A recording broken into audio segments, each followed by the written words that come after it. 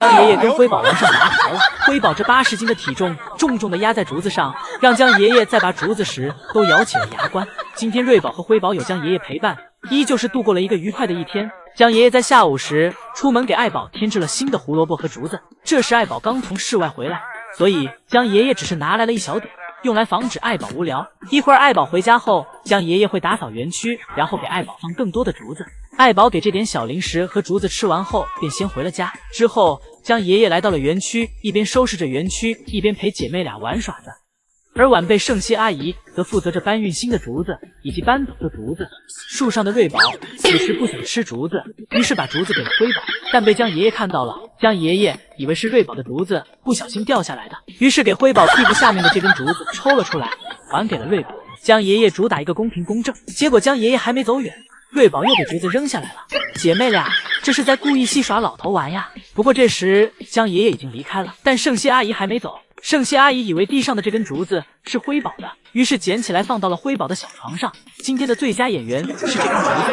而随着工人2天连续的忙碌，室外园区的安全保护已经全部安装完成了。施工人员在安装时所搭建的护栏和梯子也全部拆卸走了。想必很快瑞宝、辉宝就可以来室外园区玩耍了。这2天可忙坏了瑞宝和辉宝，姐妹俩这2天里不仅都在乖乖的陪着爷爷，而且无时无刻不在逗爷爷开心。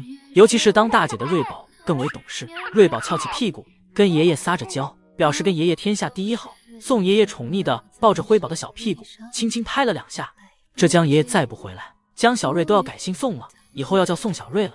之前江爷爷在时，瑞宝和辉宝会默契的给爷爷分好，瑞宝的目标一直都是江爷爷，而辉宝的目标一直都是宋爷爷。不过姐妹俩也可能是感觉到爷爷最近的情绪比较低落，故意过来哄爷爷。尤其是瑞宝作为大姐更要懂事儿了。当然，宋爷爷和江爷爷单独值班时，瑞宝和辉宝便不会再分是哪个爷爷，而是谁抢着就算谁的。而辉宝和江爷爷的感情也很深，辉宝会慢慢的走到爷爷身旁求抱抱。姐妹俩这乖巧的性格，谁能不爱呢？而且姐妹俩现在越来越调皮，每次爷爷给一只放回家后，另一只就会跑回来。爷爷们现在这手忙脚乱的样子，有了当年满园区捉福宝的影子。偷跑出来的瑞宝也不再乖乖等待着被爷爷重新抓走了，而是开始学着走位躲闪。不过要达到福宝当年灵活的程度，还需要再练一段时间。亦或是瑞宝觉得内场施展不开，等着去外场时，瑞宝就会放飞自我了。以前福宝打野都是自己一个人，等瑞宝和辉宝一起去室外时，姐妹俩就可以团队合作了。这个要是干起来，可比当年福宝声势浩大，一个负责干活，一个负责放风。到时姐妹俩默契的配合，一定会给爷爷们耍得团团转的。这满满的画面感，想必2个爷爷以后每天都得被迫加班，为姐妹俩收拾战场，以免影响姐妹俩第2天的营业。当时福宝只是给园区拆掉一小块护栏，爷爷们就维修了1个星期。等姐妹俩长大后，想必这些护栏就可以完全拆掉了，不然拆一次就要修1个星期，爷爷们维修的速度根本赶不上瑞宝和辉宝破坏的速度。而且等到姐妹俩去室外园区时，就可以看到他未曾谋面的亲生爸爸了。就是不知道爱宝到时会怎么给姐妹俩介绍他这个不负责任的爸爸。这天正在园区内晒太阳的爱宝遭到了辉宝的热情攻击，不管爱宝怎么阻拦，依旧是抵挡不住辉宝的热情。这时听到动静的瑞宝也加入其中，姐妹俩轮番折腾，让只想安静待会的爱宝再也无法忍受，转身往外场走去。因为只有在室外园区，爱宝才是真正的自由。走之前，爱宝还不忘回头看一下跟屁虫辉宝有没有在自己身后。爱宝去往室外后，江爷爷和圣熙阿姨走了进，给姐妹俩带来了盆盆奶。看到盆盆奶的辉宝，立马将出门的想法抛在了脑后，便迅速的从小台阶上跳下来，直奔盆盆奶。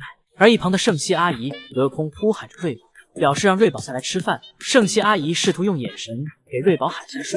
宋爷爷看了这个画面，肯定会想圣熙阿姨这样是不会成的，但瑞宝就是这么给圣熙阿姨的面子，很快就从树上爬了下来。宋爷爷直呼这是假的。宋爷爷表示，众所周知，视频也是可以 PS 的。而这时辉宝已经喝完盆盆奶了，江爷爷一边让瑞宝也赶紧过去喝，一边陪辉宝玩耍，防止辉宝过去抢奶喝。而圣熙阿姨的辅助工作也很到位，收拾着奶瓶和奶盆。等将姐妹俩喂饱，奶盆也都拿走后，便是姐妹俩的饭后时光。江爷爷和圣熙阿姨一人一只熊，这场景是现在的塑胶最羡慕的。一会儿，江爷爷先给辉宝抱回了家，瑞宝转头发现妹妹被带走了。上一秒还在和圣熙阿姨玩耍的瑞宝，下一秒就想往树上爬。还好圣希阿姨发现了瑞宝的小心思，抓住了瑞宝的胳膊。但是瑞宝之所以叫睿智宝物，也是有原因的。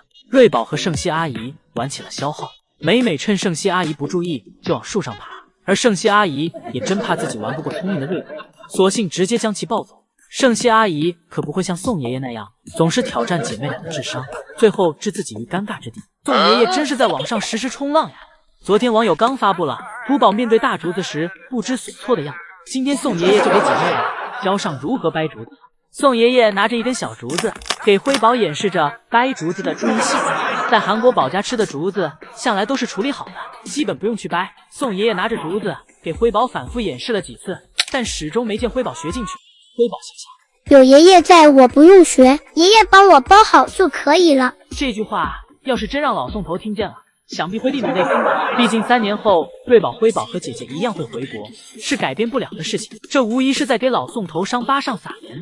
宋爷爷就这样反复的教辉宝折竹子，心想自己演示10遍，辉宝一点一遍也是好的。直到一会儿，爱宝从室外走了回来，宋爷爷捧起辉宝的小脑袋，转向正在走来的爱宝，对辉宝讲：“看看谁来了。”爱宝走来后，宋爷爷便离开了。而此时回到园区的爱宝已经不想再继续营业了，想回家休息。爱宝来到通道门口，示意奶爸给自己开门，让自己回家。而此时小亭子上的瑞宝始终都在呼呼大睡，而辉宝则一直在一个人玩耍。爱宝眼看奶爸不给自己开门，于是又回到了小亭子上。爱宝一边陪姐妹俩玩耍，一边等奶爸给自己开门回家。辉宝和爱宝对坐着，一大一小的模样很是可爱。而与爱宝、辉宝不同的是，瑞宝宛如一个局外熊。爱宝这时也觉得瑞宝有一点碍事儿了，走上前一巴掌给瑞宝推到一边，将辉宝抱住。此时的瑞宝显得有些过于可怜了。瑞宝拿起一旁刚才爷爷教辉宝掰竹子时用过的竹子，掩饰着自己的尴尬。此时宝家的热闹只属于爱宝和辉宝。直到一会儿，爱宝看到通道门开了，辉宝沦落为了和瑞宝一样的境遇。爱宝和瑞宝沉浸在睡梦中时，我们的辉老板开启了自己忙碌的一天。只见辉宝爬上了小木床，先是闻了闻妈妈刚才标记的气味，有妈妈的气味在，辉宝心里就有安全感。随后便在木墩处独自享今日份竹子。吃完竹子后铲青团时，还不忘将青团铲在草丛里藏起来，最后再跑到妈妈身后，模仿妈妈的样子展示一下自己的小短腿。而这时还在做美梦的瑞宝突然惊醒，好像预知到有什么危险即将来临。原来是辉宝折腾完妈妈，来到了姐姐这里，偷偷爬上小树，想要吓唬正在睡梦中的姐姐。辉宝看到姐姐被自己吓醒，脸上露出了得意的笑容。辉宝同时还是一位运动选手，每天的训练场所就是我们的小木床。运动后的辉宝还喜欢炫耀自己的小短腿。辉宝忙来忙去，而瑞宝和爱宝则始终在睡梦中。一会儿，睡不着的辉宝终于等来了圣希姨母。辉宝像是找到玩伴一样，屁颠屁颠的跑到姨母旁边，看到辉宝跑过来的姨母，暂时放下手里的工作，陪辉宝玩耍了一番。只见姨母拿着胡萝卜引诱着辉宝，而被胡萝卜所迷惑的灰傻瓜跟了姨母一路。发现姨母并不想把胡萝卜给自己，辉宝感觉自己的小自尊受到了伤害。姨母听到对讲机有人呼唤自己，随后赶紧将给爱宝准备好的胡萝卜放好便离开了。姨母刚走，我们的辉宝便对惦记已久的胡萝卜发起攻击，不过一不小心把胡萝卜弄到了饭桌下。